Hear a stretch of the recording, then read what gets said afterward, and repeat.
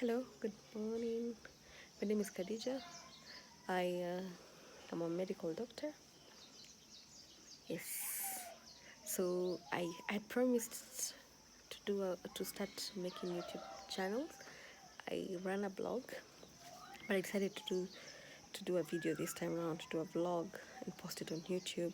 So I'm going to talk about different things, to do with my life, medical conditions, my experience as a medical doctor, etc. throughout the duration of this YouTube channel. So anyway, so two things happened in the country this year. I don't know if he's crying. So two things happened in the country this year that made me think a lot. Yeah.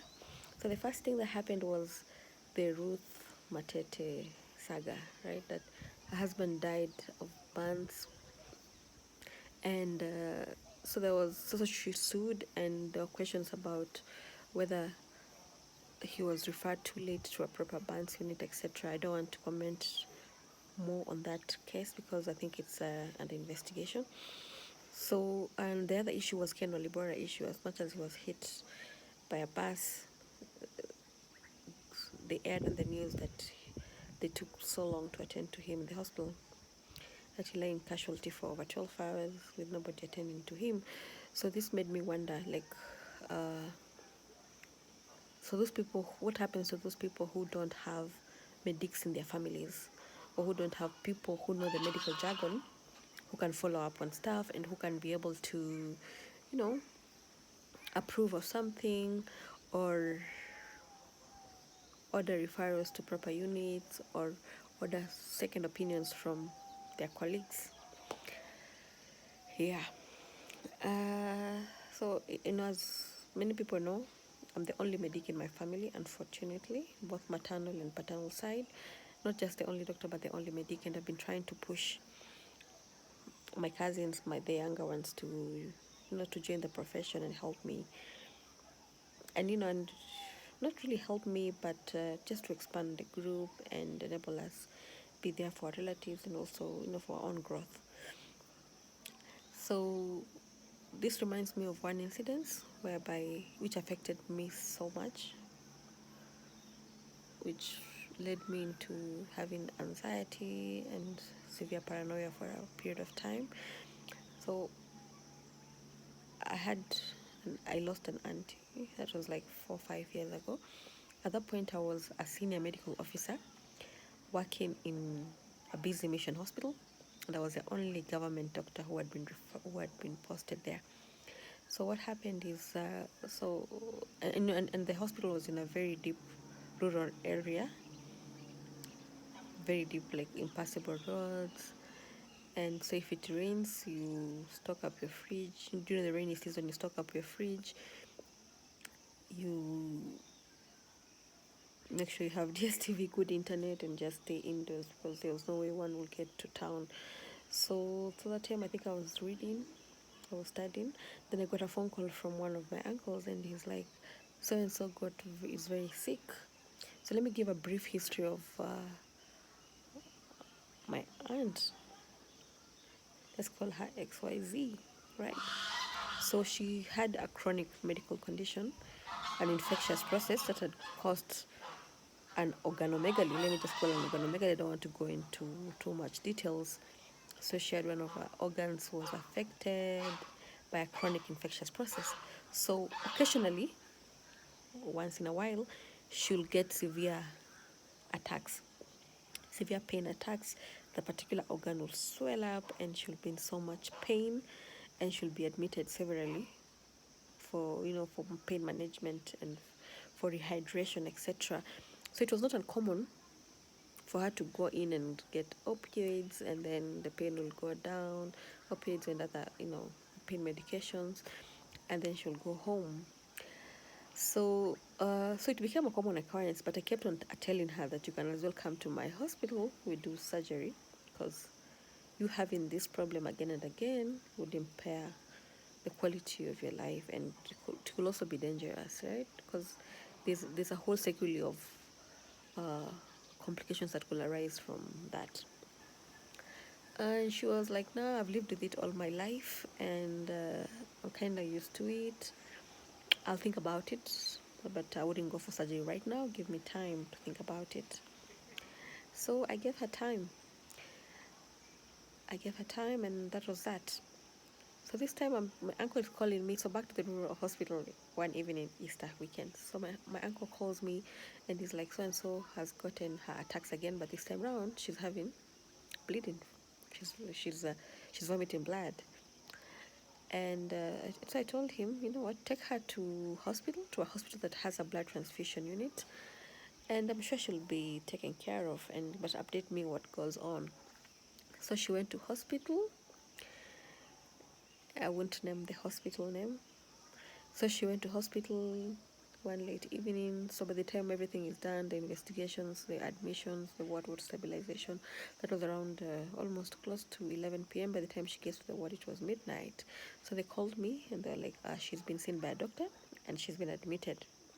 So at the back of my mind, I was thinking, okay, then she's in good hands because this is one of the big hospitals. So I didn't think much about it. I was like, okay, I'll make phone calls in the morning to know what's going on, just to follow up. So I slept. The next morning, I call, like I woke up very early around 6 o'clock for 5 o'clock. So I made the phone call at 6, and I asked my uncle what was going on, and he was like, yes, I've managed to come back to the hospital, and so is not being managed properly. She has not been transfused. She's on her own. She's still bleeding heavily. She's very pale and very weak. So I was surprised. I was like, okay, that's very unlike what I would expect from a big hospital. So I made phone calls through our doctors' forums. I was able to get contacts of doctors who were working in the unit at that time. So they connected me to the doctor who was in the ward for that particular day. So I called him and I asked him what's going on. He was like, okay, let me just check the file, because I think he's not the one who had admitted the patient the previous night. She had been admitted by another doctor. So he gets hold of the file and is like, okay, I can see that she's been managed for XYZ disease or illness. And I was very shocked because it was a totally wrong diagnosis. He or she was equally shocked. And so I made a lot of noise, and I told him, what, we need to check this, we need to investigate her properly, give her, you know, let's have a good working diagnosis in the beginning to begin with. And so she was managed, and they ran up and down, and they managed to get blood. At that point, her hemoglobin level was 1.7 grams per deciliter. I don't know how she was surviving with that. Anyway, to cut the story short, it was too late. She had gotten into multiple organ failure, and she succumbed. So I remember getting news of the death, and it really shocked me, and I felt so guilty. I felt like I was responsible. Like, had I made phone calls the night prior, that had I made a lot of noise the night prior, that had I anticipated negligence or had I anticipated a wrong diagnosis, then things would have been different. But again, nobody anticipates negligence, because I can't just keep on calling. I don't know how to put it, but I don't know. I blamed myself very much, because I told myself that I should have made phone calls at night. I should have anticipated negligence. I should have confirmed the diagnosis in the file at admission. I should have made calls the whole night. I should have involved everybody who was involved in the management of the patient, etc. So I managed to somehow get to town despite the heavy rains and the impassable roads, and attend the funeral the following day. But it really affected me. It affected my practice, because affected my practice big time, because I would get very paranoid when managing patients. I would imagine that, I would wake up in the middle of the night and start getting palpitations, like, rapid heartbeats. And I'll get very stressed. I'll keep on wondering whether, I've done the right thing, whether I've left something out. And at the end of it all, I ended up over investigating patients till I recovered from that. And I got so involved in in my late auntie's kids' lives, because not out of, I'm still involved in their lives, but I was feeling so guilty. I was feeling like I was responsible. And it took the intervention of my father, who is very religious, and he sat me down and he was like, you know what, you can't keep on beating yourself up because of this thing. You wouldn't have known that she would get a wrong diagnosis, because you refer them to a proper hospital with a proper blood transfusion unit, and to a hospital whereby you are sure that she'll be managed by a qualified medical doctor, etc. So my dad was like, there was no way, you're not God. There's no way you could have anticipated bad things to happen in a condition that had manifested so obviously. And he was like, at the same time, she was being managed by a very experienced nursing team, etc. He was like, they should have also picked up the mismanagement. So he was like, what if this was God's will that we lost her? And he was just trying to make me have faith again, and just put a religious reason into all this. And in the whole process, I had already reported the issue to the hospital management, and shock cause letters were written, because everybody was so shocked. Everybody was like, who does that? Like, if somebody comes with ABCD, it can either be this, but not Z. So a lot of noise was made. People were told to write shock cause letters. I wanted to sue the medical council, but then my father was like, no. He was like, nobody goes to work to kill, right? So he was like, forgive, but it's important that we inform people, or you create awareness, or and it's a lesson to everybody, including you as a medic, to always be careful when managing patients, because somebody is somebody's father, somebody's mother, somebody's child, somebody's grandparent, somebody's breadwinner. So we decided to let it go, but it's a lesson. Like, people should be careful. People should be careful when managing patients. You don't just rush over patients and not think much about their whatever management plans, not follow up, not make the right diagnosis for obvious things. People should be careful. And then it made me, all this scenario made me wonder, what happens to patients who don't have relatives who are medics? You don't have to be a doctor, even a nurse, a clinical officer. You don't have to be, not necessarily medical doctors, nurses, clinicians, somebody who understands disease spectrums, and who can make phone calls, and who knows, for this disease you need to talk to this person, and for this disease you need to see this person. So from that time onwards, I vowed to myself that I would always be involved in relatives who involve me in their, who need my help, and who request me to assist in their management plans, etc. So this helped a few years later, when one of my uncles got very sick. So my mother calls me, and she was like, uncle, he's having pneumonia, but I don't understand this pneumonia, because his ribs are very painful. You can't touch him. Literally, the skin is on fire. And I was like, nah, that can be just pneumonia, because pneumonia will give you pleuritic pain. Yes, it's pain you can feel, but not tenderness, whereby you can feel it's like a wound. So, and then unfortunately, he was in a hospital that had a very poor, still has, I think, a very poor X-ray machine. X-ray, little color machine or what? Because the films were just black images, so everybody will interpret what their mind knows, or their mind thinks. So remember, we made phone calls, and I was like, no, I think we need to do a CT scan. People are thinking, no, other relatives were bargaining or complaining or resisting. And they're like, no, why don't we just do an X-ray in a proper unit? I was like, you know what? Let's just do a CT scan. Let's deal with this thing once and for all. And so a CT scan was written. A CT scan request was written. It was done in a nearby private entity.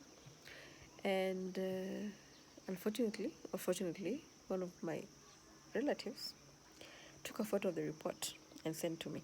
They're like, we're going to the doctor for interpretation, but we also want you to know what is in the CT scan, so that when you call or when you call for follow-up, you have an idea of what's going on.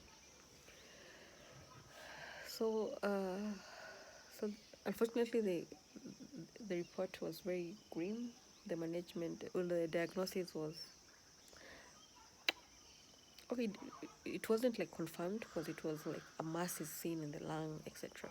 So I knew that was most likely going to be a very grim diagnosis that will change our lives forever. So, the next step was, where do we get a biopsy of the lung done in our rural setting? And again, I was able to make phone calls, and within 2 days sharp, my uncle had a lung biopsy, a CT scan guided lung biopsy done. And the biopsy samples were taken to one of the top professors in this country, and it was reported. So a few days later, I got the report. And again, unfortunately, it was sent to me. I was the first person to see the report. And my uncle was like, so this is the report. He got someone who had his spouse actually took a WhatsApp image and sent me. And he was like, Sasa, put it for us so that we know the way forward and we know if I'm getting well from this pneumonia. So I read, and it's adenocarcinoma. That is lung cancer, which had involved, it had spread. And so it was stage 4A at that point, and so I didn't know how to tell him on phone. So, because I was away in another town. So he insisted, he was like, no, can you just tell me?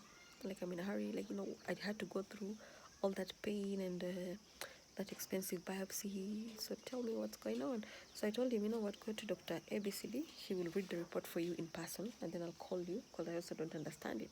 So that's what I lied to him. I told him that I don't really understand what is written in the report. So he went to the doctor, and then he calls me and he's like, so you knew, and you didn't want to tell me. I was like, I couldn't tell you on phone that you have cancer. So he was like, okay, keep it. He was like, you know what, keep it a secret. Don't tell any other family member. Let me first of all absorb the news and get over the shock, and then we move on from there. And that's what happened. And then after a while, we broke the news to the entire family. We called a family meeting, and the entire family was involved. And I was tasked to organize for oncology services. So again, this time I drove down, and we went to an oncology center where we were treated very well.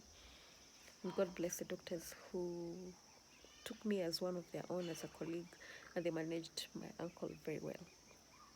So within a few days, he had already started his palliative radiation, and the pain was gone. Because I remember one of the vertebrae had collapsed almost completely, so we were scared that he would get a quadriplegia and probably respiratory collapse or paralysis of the respiratory muscles. And I didn't want to tell him all these things, yeah. So we needed to do radiation, etc. And so my uncle kept on asking me every time we went to hospital, and he was treated like a king. He kept on asking me, so what happens to patients who don't have nieces who are doctors, or don't have relatives who are doctors? Because he was telling me, because every time we'll give his story to people on the queue, they'll be like, hey, and you had a lung mass, and within a week you know what your disease is, and within a few days you've already started your radiation. And he kept on praising me, and we got very close during his illness. And he kept on telling me that I think it's important for for people to have just that one relative who is in the medical field. That's what he kept telling me. Because he was like, so many Kenyans suffer out here, not because we have bad doctors, no, we have awesome doctors, but so many Kenyans suffer because sometimes you don't have somebody to interpret all these things to you. Sometimes you're told things when you're in so much grief and so much pain and so much anxiety and so much shock that you don't hear everything. And you don't have anybody to break this down to you again and again.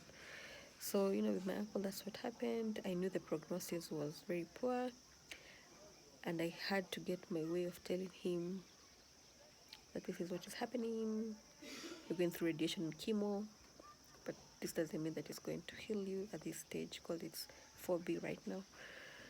But I think he was also in denial, and I didn't want to suppress that hope, because he was very hopeful and he was very happy with the improvement. So I let it be, and he was happy and he had closure, and he was doing very well as far as the symptoms are concerned. Then a few months later, actually exactly 6 months from diagnosis, we lost him. But this time round, I had closure. I did not cry. His family was well prepared, and I knew that we had taken action very early. We had gotten a diagnosis on time, that we knew the prognosis, that he had gone through everything that he could have gone through, and that his time had come. So that there was nothing much that could have been done different. So anyway, I'm doing this video to just tell people that to just you know to just explain or expound on what medics and families go through. Sometimes it's very bad experiences, and other times it's very good experiences that make you appreciate yourself for being in the family. But at the same time, the emotional burden that is an emotional burden that comes with sometimes feeling like you could have done something better for a family member. So that's all, and I'll keep on making more videos, and then I'll make a part 2, 3, and 4 of being the only medic in the family, the good, the bad, and the ugly. So thank you very much.